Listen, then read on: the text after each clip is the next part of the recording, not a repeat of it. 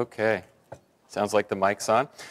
So I'm Mark Madsen. I'm going to talk a little bit about open source adoption and use in the real world. The real title of the presentation is actually Recession-Proofing Your Job with BI and Data Warehousing. And I say that for two reasons. Number one is that it's a growth area of the market, and yet approximately 2/3 of this audience haven't really had any experience with business intelligence, data warehousing, and analytics. And that means that there's a lot of room for learning and exploration and implementation. And it also means job security for you, because once you've built a system, somebody's got to maintain it. So I'm just going to sum it up real quickly. Data warehousing and business intelligence is about getting stuff out. All the other things that you hear are about getting stuff in. So transaction processing is really a commodity, and it has been for a decade now. But analytics is not a commodity. And all the new business models that you see on the market, especially with internet companies, are driven by analytics. So take, for example, Pandora or Last.fm as music recommendation services, which are driven by analyzing huge amounts of data. And you see that really capturing the information is just the barrier to entry for most businesses, whereas using the information, that's key to succeeding with the business. Now, I'm an industry analyst and a research analyst, so sort of like a scientist who studies stuff non-scientifically would be the way to look at that. And so I want to offer you a cautionary tale before I go on into things, which is that industry analysts like me or like a Gartner or somebody else make predictions about the future. And often those predictions are wildly inaccurate and wrong. And as an example, I pulled up this bubblegum card. It's actually a chocolate card because this is from Germany. In 1900, they said, what will the year 2000 be like? And it was obvious that you went out on jaunts smoking your pipe while flying steam-driven flying contraptions. And the truth is that this is yesterday's future, right? This is what these people saw as the future then. If we look at the 1950s, right, monorails. Monorails were the future, and when I was a kid, there was still a monorail craze. We were going to have a monorail in Fresno, California. Visions translated into consumer society. So in the future, the kitchen would be really clean. You could just have these nice conversations in 50s dress and watch your floating bacon. But really, you know, that vision is yesterday's future, and so when you arrive, and as an adult, you're at the future today, this is what you feel like. So this is where your kids are going to be. And I should just caution you on that, because when I was a kid, in 1969, I saw a flying car. And I thought this was the coolest thing on the planet. So I wanted one. And I've wanted one since 1969. These were invented back then, and they flew and they worked. And yet, I still don't have one. And the reason I don't have one has nothing to do with the fact that it wasn't invented. It was a projection into the future of something that turned out to be impractical in the markets. And as Niels Bohr said, prediction is very difficult, especially about the future. So I'm still waiting, and I think we should look at, you know, a good cautionary story. So everything these days is all about electricity and energy and fuel efficiency. Well, in 1957, Ford unveiled a new car as a concept car. And this car could travel roughly 1 million miles on a single charge. It was an electric car with 0 emissions. So you had a fuel-efficient, 0-emission vehicle that could go practically forever before you had to actually refuel it. They called it the Nucleon because the way it was powered is a fission reactor that sat in the trunk of the car. And it weighed about 6 tons because of the lead shielding, which you can see. You don't actually have a rear windscreen because otherwise you would be sterilized. And so this was a great cautionary tale, right? Everybody was excited in 1957 about the atomic power and atomic energy and projected that off into the future and came up with a ridiculous car without looking at the downsides or trade-offs that you make when you invest in modern technology. And so this unbridled optimism about the future without looking at what's wrong with what you're doing, which extends into all manner of things, whether it's data or open source or nuclear cars. So if we look at how industry analysts then look at these things, there's a problem with their predictions. One of them being where they live on the adoption curve. So this curve, if you're not familiar with it, is just Geoffrey Moore's models Crossing the Chasm years ago. He wrote this book about how innovation is adopted in the technology market, how software companies work. Clayton Christensen talked a lot about innovation and commodity processes, analysts live in the middle of this curve, right? So they live with mainstream America as far as IT goes. And what that means is that open source is not worth paying attention to. Now, the Gartner analyst that made this statement in 2006, today, he talks about open source at the Gartner Analyst Summits that they do. So the thing is that your vision is foreshortened because you live with mainstream IT people talking to mainstream IT companies like Microsoft or IBM, and you see the world as a big flat place, and just beyond that there's a cliff where all the early adopters live, but you can't see them. So you make a couple of assumptions, one of which is that the world just sails on out there in a nice flat fashion, and number two is that your vision is so foreshortened that anything out of the ordinary out there looks risky. And so familiarity does not breed contempt. Familiarity makes it feel like a comfortable pub where you can go and sit in your mainframe, and it's cozy and warm in that room. But the reality is that just beyond that, there are people doing things that look really risky to you because you don't know anything about them. And so they poo-poo all of this stuff like open source and the crap that is MySQL from their perspective, which you definitely hear from them pretty frequently. Now, Aldous Huxley is famous for writing all kinds of really great books, and he talked about the future and just said the future is the present projected. But of course, he was a masterful person at taking all the nuances. The future is not linear. Typical industry analysts look at single points and project them off into the future, but a mile down the road, it doglegs to the left. And when you're moving at 100 miles an hour and you pull a James Dean, it doesn't feel very good. So you have to look at things not linearly because the future is nonlinear. Things that are developed over here are influenced by and affect things over here, and that jostling of technologies is what produces the doglegs in the road. And so that's really what we're looking at here, and that's all about disruption. So if we look at this, what is the state of the enterprise IT market today? And in posing this question, we need to look a little bit at the past. So let's do a little projection here. 1970, the sort of true start of commercial enterprise software market, and annual U.S. software sales, as reported by the Department of Commerce, shows this curve, right? So when an industry reaches $1.5 trillion, you could probably say that it's a mature industry. If we look at it, a better way of looking at this was from John Pendergrast, formerly at Jefferies & Co., I believe, is to illustrate it with what does the public greater than $50 million market capitalization look like in the software industry. And in 1987, what we saw was that, of course, IBM was the giant in the market, and there were 39 public companies. But then we move into 1997, and in that 10 years, we went to 204 public companies. And the market grew, and the consumer market developed. We saw a movement from the data center to the consumer markets. And then in 2007, it moved even further, and we have these giant companies hoovering up all of these other small companies. But the interesting thing between 97 and 2007 is that we actually saw a decline in the number of public software companies.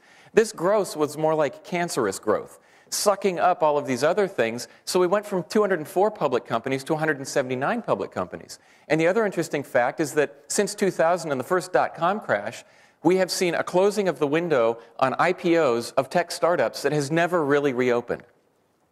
But if we look at just sort of the enterprise software market, the data warehousing and business intelligence market today has been growing at an average 10.3% annual growth rate, which is a really good thing. You know, it's one of the bright spots in the IT market today. It's growing faster than any other part, and many parts of the IT department, in terms of budget, are being cut. And the companies that serve those things are dying or shrinking. And so this is the bright spot, which is another reason I think it's a good point and a good area to pay attention to. So quick lesson in taking those stats and projecting them into the future, which is that everything goes up and to the right. So since everything goes up and to the right and is often exponentially driven, we should be able to predict this. Number one, everybody's familiar with Moore's law. Chip densities doubling every 18 months or whatever it is. And of course, performance over that time just rockets up. And by 2019, of course, it's just exponential. And the other thing is that power consumption. Now, this is an interesting one because power consumption tracks very well with chip speed. So, in fact, at the same rate that you're tracking the chip speed, you're tracking this power consumption. And then we look at heat generation. I don't know if you've ever opened up your laptop or your desktop and looked, but that little tiny chip sitting in there cranking out all these MIPS has this giant big hunkin' aluminum block on it with 6 fans blasting away. And that's to keep it cool because power consumption, of course, translates very well into CPU temperature.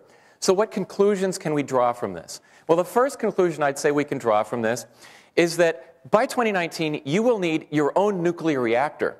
But fortunately, the nucleon in the driveway can power it since you won't be driving it at that time. The second thing is that your CPU will be approximately the same temperature as the surface of the sun, and so you'll need a new desk.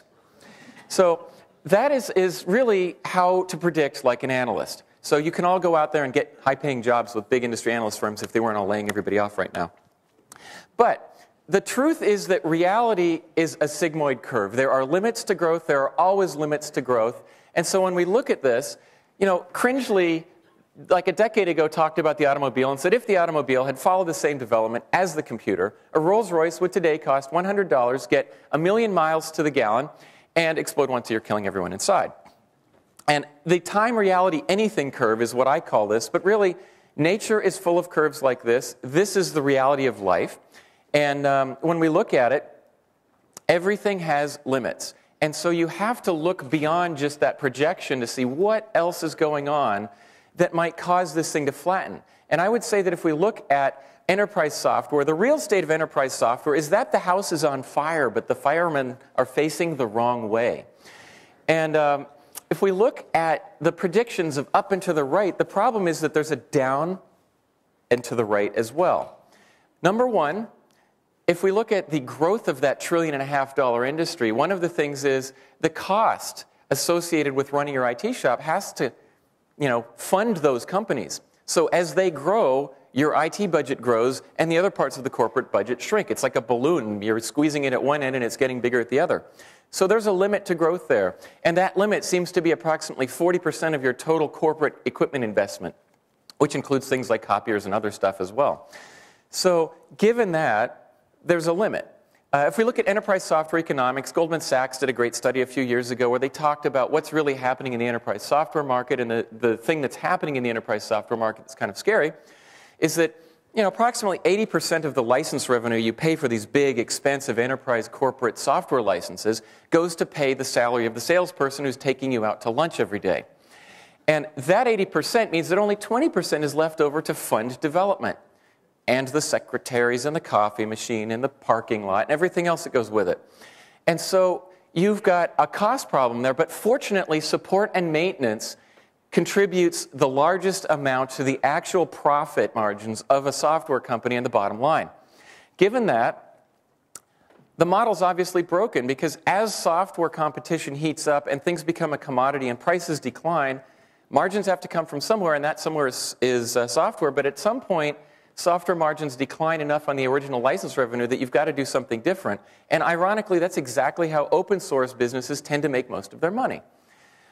If we look at BI, business intelligence is entering mainstream adoption. So just focusing on that part of the market, which is one of the up and to the right pieces, we see that it's really made up of a bunch of different technologies, databases and analysis software and reporting software and data integration and data cleansing software. And they're at various stages of maturity and adoption. But overall, we're at the early Main Street point right now. We've hit the knee in the curve, and everybody wants it, and it's on the cover of all the business magazines and tech magazines.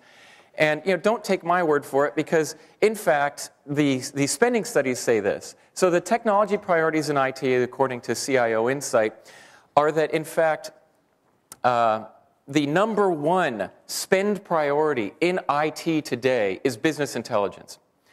And that has been true for 3 years now. So 3 years in a row, number one. And it's not just the CIO, it's the CEO and the CFO and everybody else, because they all want better information to manage the business. Because we're in an era of process-based competition, and you can't manage processes without knowing what's going on in those processes. So informing the business trumps automating the business. Transactions are a commodity, analytics are not. If we look at the spending priorities in IT, where's the money going? Well, the money is going, number one, to database systems, and number three, to business intelligence. So the spend actually tracks the priorities. This is the bright spot in the IT market. if you're in corporate IT and you're working on different systems, there's a few places that you can go, and one of them is that. From a venture capitalist perspective, Northbridge Venture Partners ran a study or a survey a year or two ago.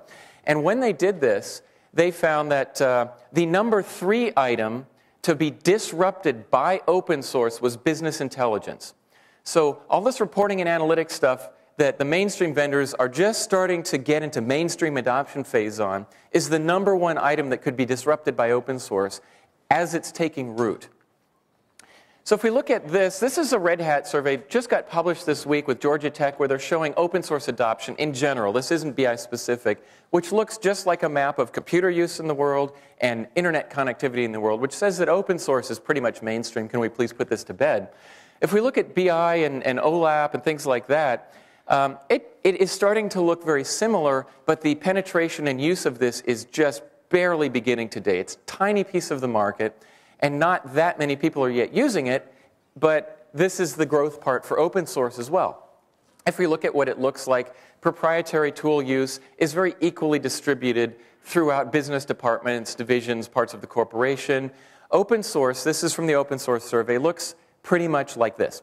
So given that, they're pretty much equivalent. The only one difference is that external customers shows up a lot in open source because, of course, paying $1,000 per seat for a business intelligence or reporting tool, when you have 100,000 people out there, like, say, a Last.fm, showing graphs of your last 100 songs listened to, you're not going to buy Business Objects or Cognos for that. Now, you guys are all open source people, so I'm not going to waste time talking about rationale. You chose MySQL for a reason. You know what open source is. The good news, though, is that it works. So these rationales, the top 5, happen to be the same top 5 that turn up on the benefits side after you've deployed, just in a different order. If we look at this is more interesting to me. This is the state of adoption and use of open source BI. And I ordered this by production use. So you see this declining, as you go to the right, percentage of people who are running in production. So the leftmost bar for each category is none, considering evaluation, using the software, or evaluating the software and then using it in production. And it tracks pretty well to the maturity that you'd expect, which is that databases have been around the longest. And so you have a fairly high in-production use number. Lots of people are interested. People are evaluating. So it's moving through that cycle. It's a U-shaped curve that looks just like that. The reporting and OLAP side of things, you see a lot of interest, a lot of people evaluating, but they haven't built up the installed base yet. If we look at data integration, ETL, things like that, it's showing a lot of interest, not as many people evaluating yet, and even fewer people using in production. So that's a momentum curve right there, saying that that's a piece of the BI market that's going to be taking off. And then embedded reporting, application reporting. This is where, if we look at a lot of the MySQL usage, it's in applications, and it's embedded in things. And this is where I would expect a lot of reporting and things like that to come from, because you've got an environment where you're using these technologies, so you'd expect in the open source BI world, that's where that's going to end up. And then advanced analytics, statistics, data mining, all kinds of much more advanced stuff. The tools are less mature. There's a huge amount of interest. However, there's a huge amount of I'm not using this as well, because it's a little bit too far out on the edge and the use cases aren't proven. One thing I thought people here might be interested in is, based on the open source survey that we've been running, the size of the data warehouse, the analytics data that people are using.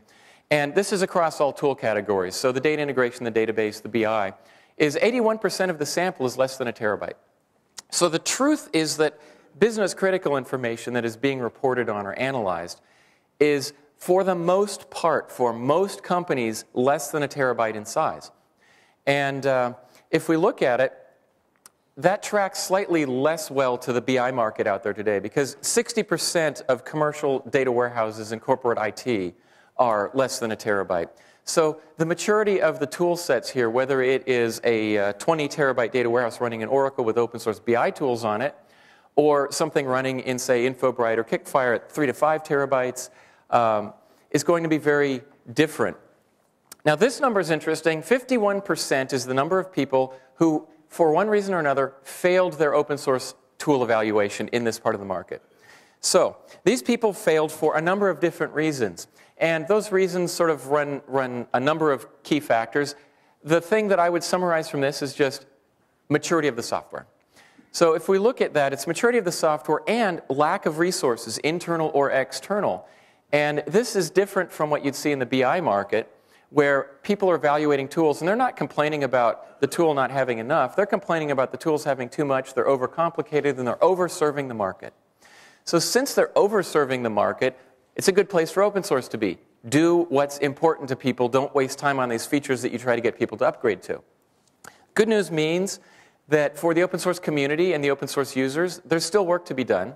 There are things to be added, bugs to be ironed out, things to be polished up, and we still have a lot of opportunities. The other thing is that data is the future, right? So automating transactions is fundamentally boring. And the interesting stuff is happening when you take huge volumes of data and you start analyzing this information and extracting meaningful insights out of it that you can use to club your competition with. So data is the future. It's really the place where your jobs are going. And if we look at especially corporate IT, I'd say that's the bright spot. And you know, my response to Gartner saying that open source is not worth looking at is to quote Stuart Brand, when a new technology rolls over you, you're either part of the steamroller or you're part of the road. So with that, I would like to turn it over to, I don't know where Bruce is, Bruce Belvin from Monolith Software. He's going to talk about open source and software as a service doing a case study. There you go. Thanks, Mark. Wow, bright lights. So it doesn't feel so great to follow those two guys. Pretty amazing amount of information and detail in what's going on with open source. And I'm going to be the Xanax to the two people who were just before me, because I'm going to relate to you a business perspective on what they've just been talking about. So you can go ahead and give me the ugh that I know you're wanting to do it. So go ahead. Okay. All right. So we can move on. What our company does is we provide business intelligence to the fast food industry. And there's no way we get into that industry without open source and the values that it brings. Our customers are typically a couple of $1 million a year in revenue to $400 or $500 million a year in revenue. Sounds like some pretty big companies, but at the end of the day, there's not a tremendous amount of money left in the bank. So if they've done a 7 to 10% profit at the end of the year, they've had a great year. So when you look at those margins and the money that's available for me to go ask them for, there's not much of it, and they look at me pretty crazy. Kind of like I looked at a lot of the slides these two guys just showed us, because they don't make sense to me all the time. But what does make sense to me is a collection of great open source providers and some understanding on how to put those together and use those partnerships to provide a great product in an industry that has a lot of barriers to entry. So talking about what we face in putting this together, when we first started this business, we're beginning our 8th year this year, the servers that we're connecting to in restaurants around the U.S. typically were SCO Unix boxes, 16 megs of memory, and mirrored 2 gig SCSIs.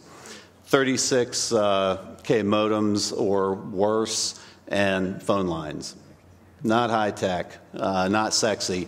But what was interesting is that these restaurant locations have a very large amount of very granular data that we can do some interesting stuff. So what are we doing? We're connecting to about 3,000 disparate data sources every night, using ETL processes and loading our database. About 180 gigs in the database and about 700 gigs of documents that we're serving up. About 4,500 users. And in the organizations that we're servicing, because of the business partnerships, size, multiple brands, size of the organizations, we have to deal with very complex organizational structures. Also, because of the small organizations, they have a lot of cross roles, so we have to be able to use the same data for accounting and payroll as we're using to build BI, analytics, OLAP Cube, etc. So multi-tenant environment, absolutely required. Segregated databases to make sure that everyone's data is secure and separated, no sharing of any information. And then, like I said, it's very granular data, so we can do some really interesting stuff with it. So then on the entry into this industry, the challenge is very fragmented ownership. So in a national chain restaurant company, we service the franchisors.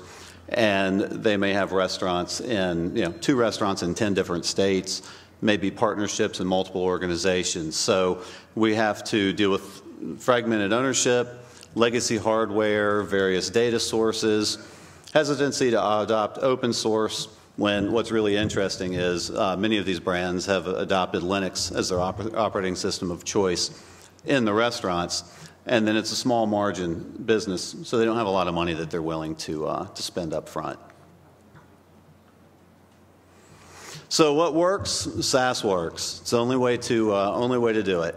Subscription business model, every month getting a check from the clients.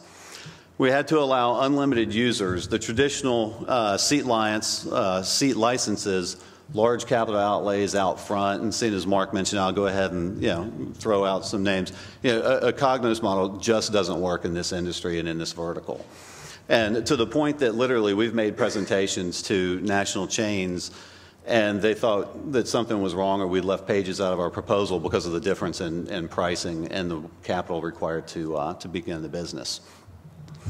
The initial price, though, is very important, and then the ongoing support and maintenance fees very important. So being able to use the open source components, the licensing structures, and being able to partner with the different open source providers really allows us a business model that gets into that industry, and not only lets us get into, but now lets us really compete with those big names that you traditionally see in BI that aren't on the open source side. And so the pay-as-you-go for those modules, adding some incremental modules on top to give us kind of a tiered revenue opportunity really works very well. So part of the other process had to, in these organizations, educate multiple decision makers. Many of these organizations don't have any IT department or appreciation for the value and the technology that they require to run their business. So educating them there and then presenting to a franchisor is difficult. Utilizing supporting technology, your business partners to provide other cases where particular technology is valuable and can provide similar business case really helps. So don't be afraid ever to look outside the vertical that you're actually in for some support in making your case. Be aware of the past decisions that IT departments or political ties to decisions that have been made in the past, especially in the economy with IT departments downsizing. Prove out your open source solution, and then develop some silver bullet strategies to really kill the concerns and hesitation at adopting open source. And so now we'll move on, and as Jay here, Jay Webster, Consort Media. The lights have me blinded.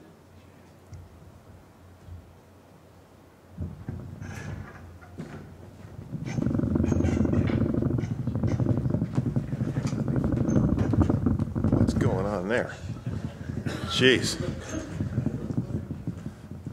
Vader, Lord Vader. Hi. For about 13 years now, I've spent my career as a technical executive in online advertising. 2 years ago, I got away from the code and moved over to the business side. So now that I am completely devalued in my role in the company, they asked me to come speak at a developers conference. I don't know what that's all about, so go easy, fellas. Currently, I run a company called Consorte Media. We're an online advertising company focused on connecting advertisers with Spanish-speaking folks in the United States and Latin America. But for the previous 13 years, I've worked in companies of various sizes, from those I started by myself with a few of my friends to multi-million-dollar venture-backed startups, the most recently of which was Blue Lithium, which was acquired by Yahoo for $300 million.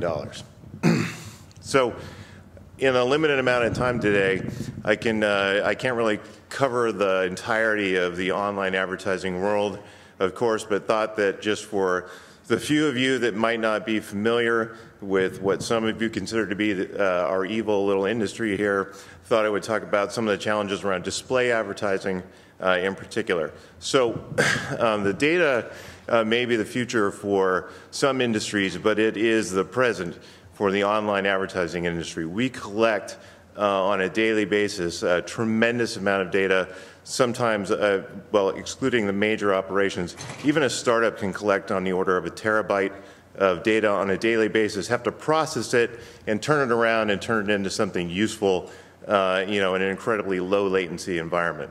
So this slide is not meant to suggest that this company is necessarily doing all of the things represented on this page. It was just an easy screenshot to grab. So we have highlighted here dynamically assembled content. So I'm sure that you've all heard about that initiative over the years. How can we better personalize content, create a more relevant experience for an individual and a relatively anonymous user? And then there's always ad delivery, right? So one of the most beaten to death topics, even for me, someone in the industry over the past 3 or 4 years, is the optimization of ad delivery in terms of targeting and speed, right? So what are the challenges for our business? Well, as long as I've been doing this, no matter what size of the company, there are certain challenges that just aren't changing. So we have to aggregate and process a tremendous amount of data from disparate data sources. And that, sorry, what have I done? That data is available to you through different means. So there was a massive predilection at first with the proliferation of web services to provide all of this data via a web services API. And when you're trying to grab gigabytes of data over a web services API on a nightly basis in an automated fashion is just suboptimal, to say the least. There are companies still running on the first release of Java 2, and that's how their API is available. So you're trying to contend with these data sources of unknown and disparate quality provided to you in environments that are of unknown and disparate uptime, and try to manage that in a way that doesn't make you want to kill yourself. Then you have the challenge on the business side, of which I'm now part of. I can just be demanding. I don't have to care about what it takes to do it. Everybody wants to see data their own way. The CEO wants to see a certain set of metrics and have that presented in a certain interval, and they want to see it laid out a certain way. And a person who's responsible for a certain product, they have completely different data needs. So our business, as opposed to SmugMug, which is a really cool presentation, by the way, we do a lot of summarization. We have to execute a lot of joins. We have a lot of customers to serve in terms of consumers of the data. Oh boy. Is this thing on? Cool. Now I get to walk around. So anyway, so all of the challenges in moving data, the expense of moving data to be processed, those all exist for us. I don't see any way that they're necessarily going away anytime soon. So what can you do to tackle this beast, should any of you be lucky or unlucky enough to join an online advertising operation?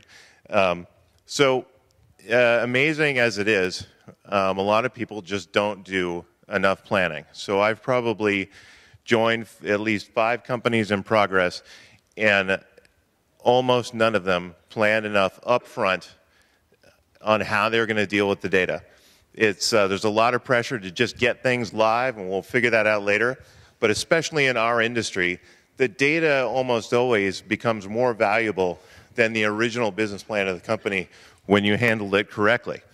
So you need to use, so measure twice, cut once. You need to take time to figure out what kind of data do we need to collect and how are we going to use it. And number 2 is the challenge of optimizing the presentation of advertising to a consumer, is really running, counterintuitive. So you want to process more and more data and serve more and more personalized information one-to-one, and you need to do that without blowing up your cost function, you know, at the processor side, which really translates directly into dollars. So what you can do is what, again, I've seen a lot of companies not do, is use analytics and BI to figure out what dimensions matter. Online advertising data is highly dimensional, so huge volumes, lots of dimensions. You've got to reduce the amount of dimensions you're working with to have any chance of succeeding. And you know, you'll see a lot of companies out there kind of promote the fact that, well, on every page view we analyze, you know, 200, 2,000, 2 million dimensions in order to optimize. That, in my experience, just doesn't work. So, and then number 3 is actually build an infrastructure plan that will support the collection of these massive amounts of data and storage. So my current company, you know, we're running as fast as we can to EC2. I never want to build another foot of cage space or have to plan for adding power or boxes. I'm sold and we're going there.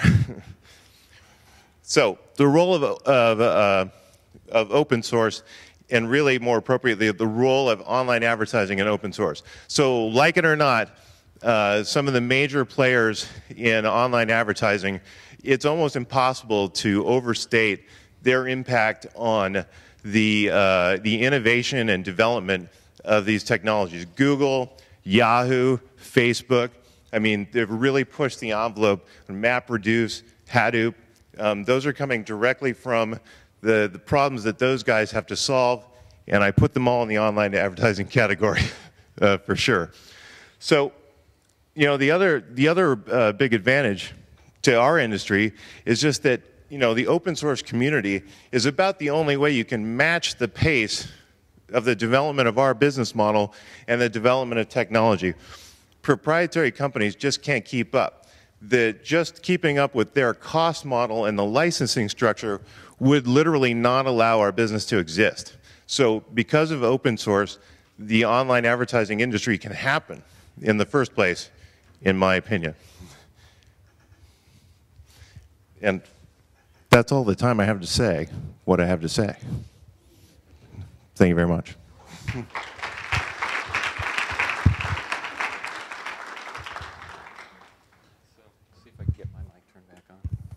you turn my mic back on? So, we've got all kinds of stuff here. So, we thought we'd take a little bit of Q&A. So, why don't we stand out in the spotlight here, guys? One of you can take this mic. And we'll start with Bruce since you went first. But I was just taking a couple of notes. And one of the questions I had was open source a starting point for your business? Because I would think the fast food industry being sort of, you know, the mainstreamest of mainstream and the lowest margin business, how did you get open source injected into that business, and was that your first thought? Open source actually is where we started. So 7 years ago when we first began, we were actually just a straight lamp shop. And then it was really by accident even that I got into technology and a software company. So we were solving an issue for an actual restaurant organization. And again, one of those small-sized companies with limited budget, we went and actually found some open-source developers locally who put together an initial product for us. And then in showing that product to some mentors and trying to improve it, we kept getting the request just to sell it to them. And then that's how our business began. Okay.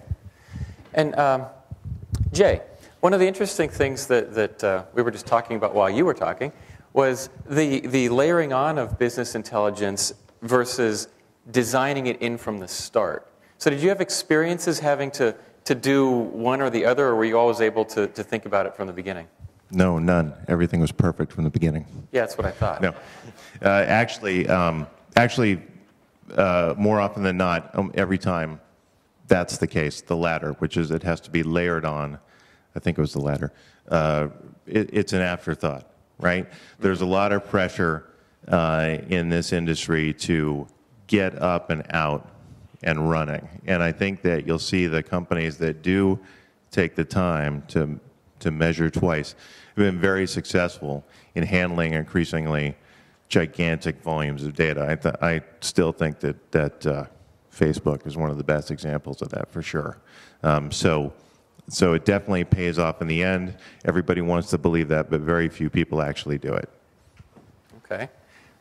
Do we have anybody out there with mics in case there are any audience questions?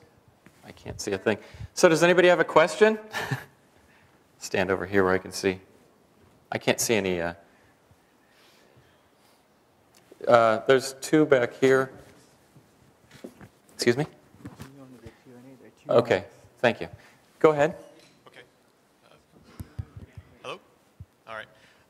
So I had a question for Bruce, I believe, with the SaaS model. So one of the things about open source, it's always been important to my company and foundation, is keeping control in the hands of the customers, that they can do what they need to with the solution that they've been providing. SaaS, I can definitely understand how it's a critical piece of what you're supplying to your users, but I'm curious, I might be throwing a curveball here, but for Morgan Hill City, California, just a few days ago experienced a massive internet outage.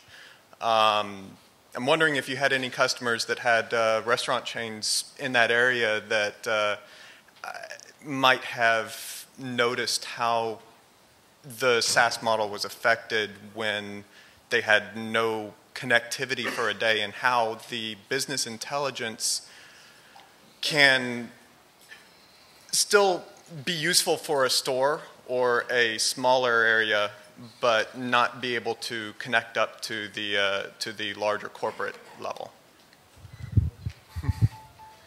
Sorry, before we take the Q&A, Andreas von Bettelstam, if you are in the crowd, please come up to the front so you can get mic'd up.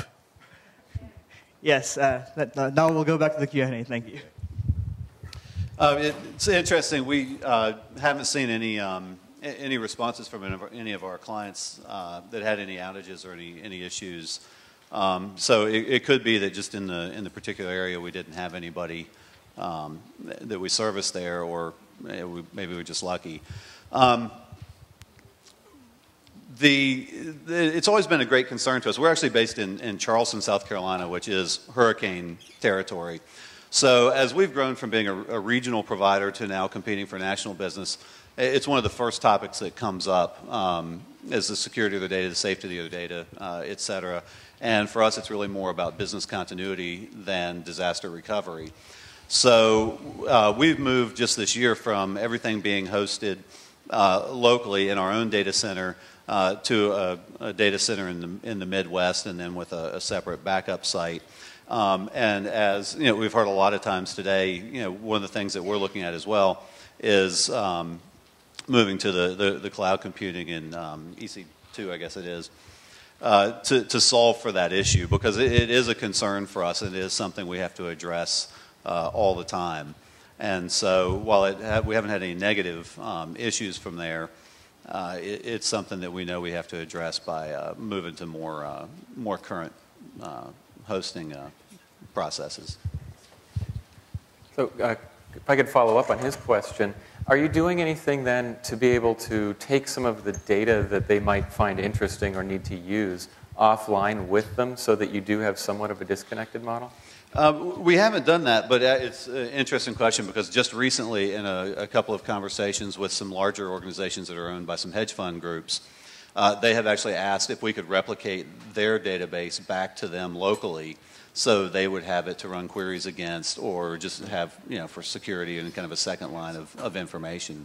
So it's a model that we haven't understood yet how to provide for them, but it does make a lot of sense with the bigger providers, bigger customers, so they can continue to have data and work with it in that situation. Okay. Do we have another question? I saw somebody walk up, but he walked back. Okay, well, if that's it, then... I did have more, but I don't want to... Go ahead. You've got the mic. Okay, so I actually had a question for you. You had touched on the concept of a company like Last.fm trying to take business intelligence and make the data available to external users. It's a very important thing for my company. I work for Mozilla, and we're actually trying to find ways that we can take the data and the metrics that we collect and make them available to our community, because we've got more developers on the outside than we do on the inside, and they have a right to be able to assist us with the growth of the project. But it's an incredibly difficult challenge to us to figure out how to protect those users' privacy and security while still being able to provide data. When you were doing this analysis, did you come across other people trying to figure out this particular thing? I thought Last.fm was interesting specifically because they've been catching some news lately about how much can be done with the data even though they're trying to aggregate and anonymize it. Yeah, I think that's one of the interesting challenges when you start to take data from multiple companies or multiple individuals and aggregate it, is the data security aspect, so one person can't see another person's data. And there are layers of building in to do this between how you store the data, how the infrastructure allows access to the data and authenticates to it, and how the user interfaces actually segregate people. And this is a classic SaaS problem with multi-tenancy models. And there are a number of different techniques that people approach. I don't think anybody's got a single good answer. Actually, I think both of these guys have to deal with, or have had to deal with, exactly the same thing, and have done it in different ways. So maybe, Jay, you could just sort of mention how advertisers or consumers keep data private, and Bruce could follow up with the individual clients of fast food chain. Yeah, we have privacy issues on occasion.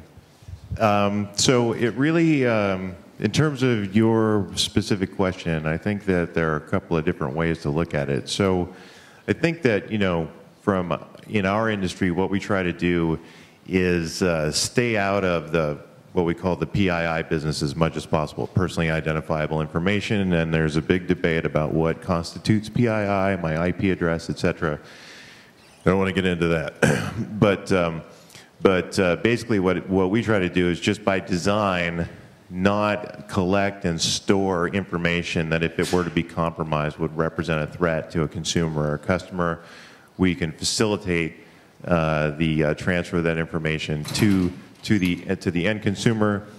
We can do what we can to verify that those people are either PCI or KISP compliant, et cetera, But in terms of providing data back to your developer community, that's kind of the argument that the technology folks at Yahoo made in terms of making all of their advances with Hadoop available to the community, is that sure, all of that development, very expensive, very talented people still required to do it, cost Yahoo a tremendous amount of money, but by releasing it into the community, it raises all boats.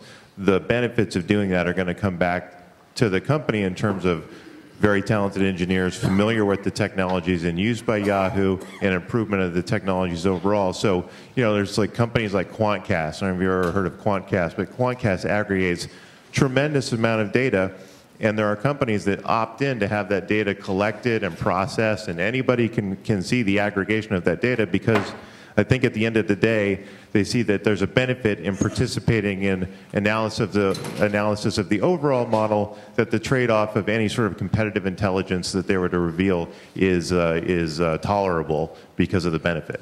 So, we definitely run into that concern about security of data and confidentiality. In our industry, PCI compliance has been a huge topic. And because we're not actually collecting and storing any payment card information, it doesn't specifically affect us, but it does raise the awareness for all of the employee information, so security numbers, things of that nature, customer data for delivery chain restaurants. And so what we've done to address that internally is storing data encrypted, and then we actually have individual sets of tables for each individual client that are just identified by a client ID, and then through the authorization process, redirecting them to their proper data source. And we haven't got a lot of requests for third-party use of our data, and it's something in our industry that's is an issue because you might have multiple people in the same city with the same brand, and there's absolutely no knowledge for the use of marketing, for example, of what a restaurant across town might be doing or what the other franchisee in town is doing. So it's something that we're trying to solve for, but there's also the question of who owns that data. Is there value that should be shared between franchisees for the sharing of the data, et cetera? So we're very early in addressing how we would respond to third-party requirements for the data that we have. And I used to be a CTO at a data syndicator, which assembled business information and built market models based on everybody's data, and then provided that back. And our data security was handled by aggregating everybody up and doing the same thing, keeping separate data sets for each individual versus the collective data. So that if somebody did get in, they didn't have the ability to accidentally query someone else's data. But that was one of the biggest problems or the biggest complaints that we kept hearing was, can you prove to us that so-and-so isn't going to see our data because then competitively we'll be at a disadvantage? I guess we're on the last question. So with that, I'd like to say thank you to both Bruce and Jay for coming up here and talking about their businesses. Thanks, Mark.